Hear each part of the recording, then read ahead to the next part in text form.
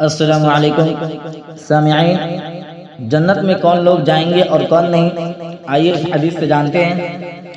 عن ابی ہریرہ قال قال رسول اللہ صلی اللہ علیہ وسلم کل امتی يدخلون الجنة الا من ابى قیل ومن ابى قال من اطاعنی دخل الجنة ومن عصانی فقد ابى رواہ البخاری۔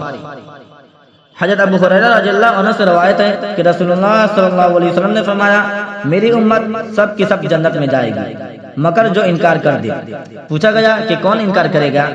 آپ صلی اللہ علیہ وسلم نے فرمایا کہ جس نے میری اطاعت کی وہ جنت میں داخل ہو گیا، اور جس نے میری نافرمانی کی اس نے جنت میں جانے سے انکار کر دیا۔ اس کو بخاری نے روایت کیا ہے۔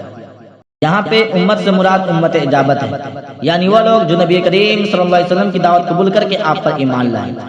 اس امت میں سے بھی جنت میں وہی جائیں گے جو آپ کے سچے پیروکار ہوں گے، اور نافرمان جنت میں جانے سے محروم رہیں گے۔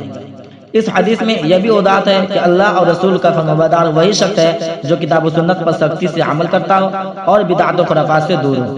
والسلام علیکم ورحمۃ اللہ۔